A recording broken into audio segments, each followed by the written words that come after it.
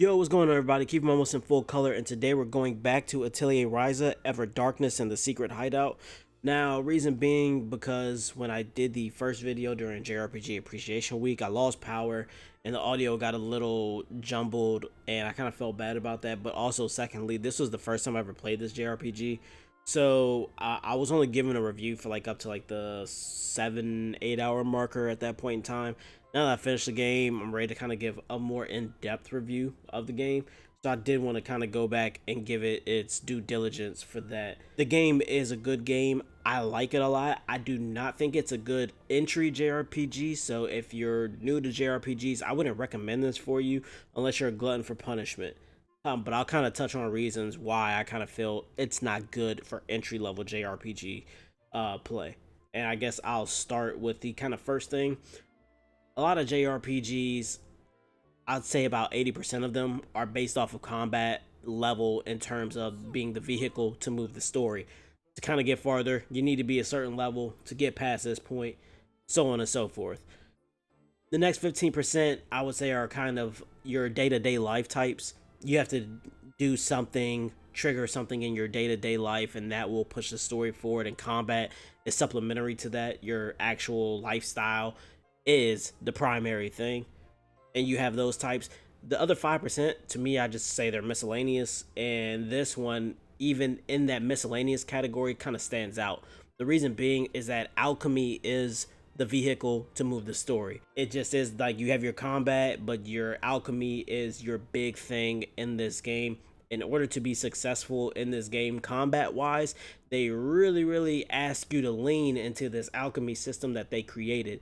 And I mean, hate it or love it, it's intricate, it's good. Some things will slip through the cracks and be lost upon you, and I'll try to explain some things that hopefully you don't make some of the mistakes that I did. And just a quick pro tip, or just slight spoiler for you all, you do want to be level 50 in your alchemy in order to beat the game. That's what you need to be.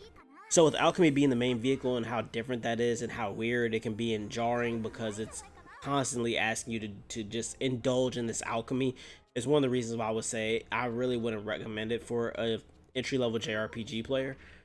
The second reason being that the game itself, it doesn't grab you in ways that other JRPGs will. A lot of other JRPGs have, I mean, I would say 90% of JRPGs have just dark undertones that they lean into. What I'm trying to say is, you know, Ni no Kuni 2, for instance, there's death that happens, and they really lean into, you know, these people are dying. There's all this stuff going on. People are homeless. People are sick. They really lean into the dark tones of the game. So although the game is light, there is dark that comes with it. And with a title like Ever Darkness, you would think, hey, this game probably has some real dark tones to it. No, this game does not. It's very lighthearted at all times. There wasn't like a much of an ounce of seriousness at all, which on one hand would be cool, right? Because the characters have a real go-getter attitude. It's, hey, how do we fix this problem? They're not really sulking a whole lot, but also at the same time, everyone just seems so happy-go-lucky about terrible things happening around them. It just does not grab you as a player. It doesn't really make you feel like this story is urgent. There is no, you know, just sense of disparity.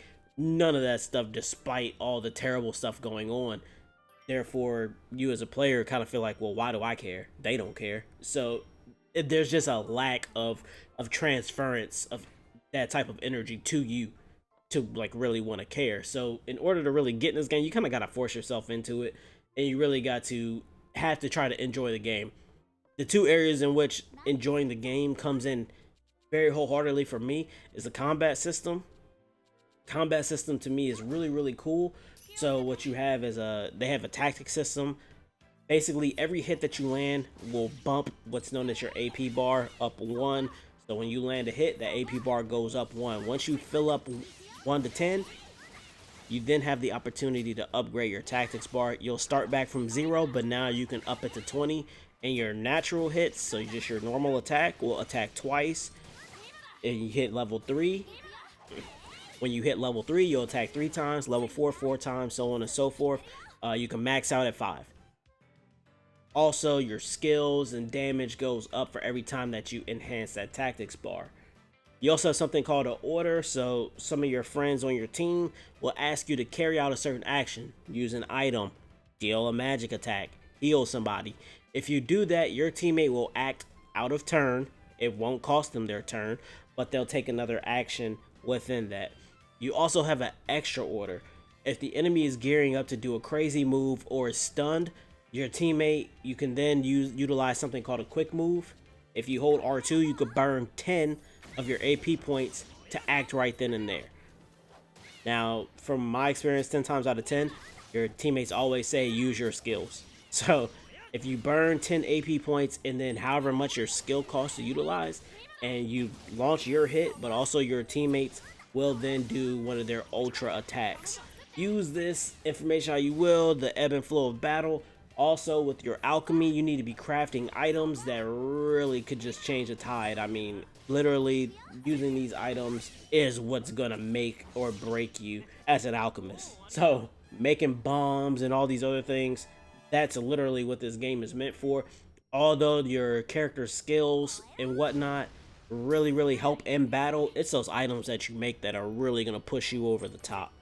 So just be on the lookout to make really good items to use in tandem with your battle skills, and trust me, like you're gonna like feel really cool when you do certain things, especially when you put certain items together and how they work really well in battle. Going back to alchemy, because that is the main factor of this game, they do have a really good alchemy system, and early on in the game I was lazy. Like I said, the game really wasn't catching me, and I saw that there was a method to have the game auto create an item that I picked. So I'd pick an item and just hit low quality and go about my day, but then I realized later on I could have been wasting very useful mats. So when you go in here and you put your mats in and you slot them, there are slots that do not affect the quality of the item. So if I tell the game to make a low quality item, it's still gonna do that, but it may slot an item that has no effect on quality whatsoever just to do it. Like the game, it's not making me the bare minimum item. It's literally gonna try to fill in every slot it can while keeping that low quality criteria, which is not what I wanted a lot of the time. A lot of the time when I was making certain items, it was just for a side quest to just clear it. So I was trying to make like the bare minimum, essentially. Same goes with high quality. I mean, even if you put high quality, they may slot something in an area and you didn't want that slotted there. So I highly recommend that you really get into this alchemy thing, and I guess I'll kind of begin to go into it. So if you look at the background of the colors of the cogs, pogs, whatever you want to call them, the circles, but if you look at the color of the background, it'll tell you what color that's gonna level that out. It tells you the item type, so if the item type is a flower, that's good. If you put a flower there, you'll meet your condition for creating that item. However, if you use a flower that has a fire element to it and the fire background is kind of what you have that you need, that's gonna make the item quality go up, and is gonna actually, if you'll see some, they have locks on them, so you actually need to ensure that you're utilizing a fire flower to get that up. It's a little involved, but trust me, like if you just kind of just spend a little time just tinkering with it, you'll figure it out. It's actually not that bad and quite easy. You then have skills that come over with these items, so if you look at your items, they all have skill sets in there, so you just kind of, you want to kind of pick and choose what type of item that you're making and what skills that you want to try to have that item come with. So, you know, if you have a healing item, well then obviously you would want a healing skill. You wouldn't want a, you know, a damage skill on a healing item. You would want, you know, oh, terrific healing or ample healing, whatever you can get at that time in the game on that item. So you kind of want to be able to not only craft something useful, but craft something that can be of its highest potential. And that's where the kind of fun and the gameplay loop with that comes in. You're crafting something to its highest potential, and that makes sense for you and your gameplay. They also give you some excellent tools to help out with other things. Now, when I'm saying other things is, let's say, you know, you craft an item, you craft a really good armor piece, and you're like, man, I crafted this really good armor piece. 2 characters can use it. I'm split on who to give it to, At one point in the game, you do get something that will allow you to duplicate that item that you got. You will just have to get the currency to duplicate it, but getting the currency to duplicate it is actually quite easy, because all it is you can just break down materials that you're not going to use or that you find to be unwanted, and by breaking those down you can get the currency needed to dupe it, and you can do it all right in house right there. It's excellent. I highly encourage you to just utilize that dupe machine, because it's just gonna make life so much easier.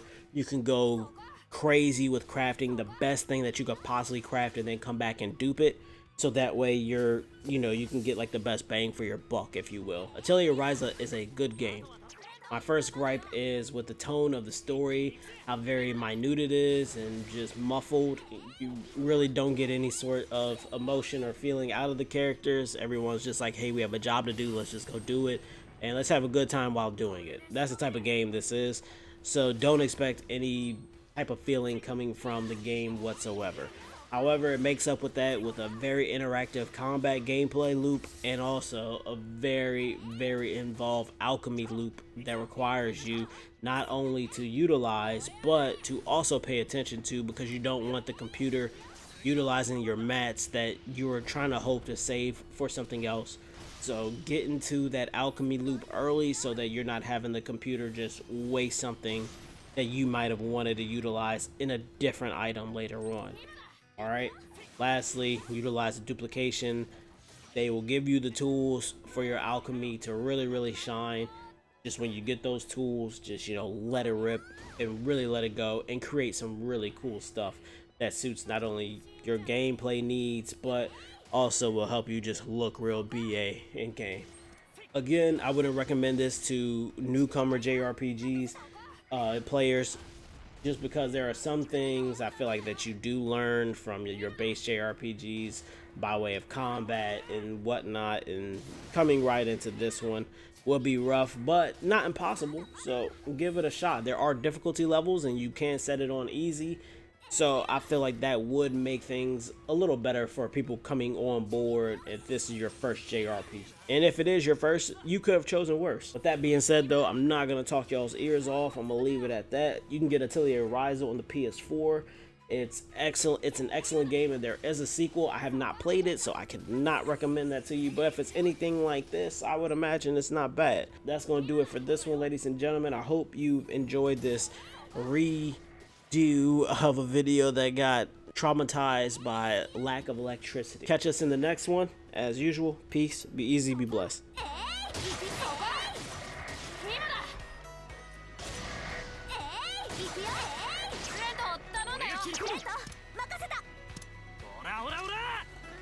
So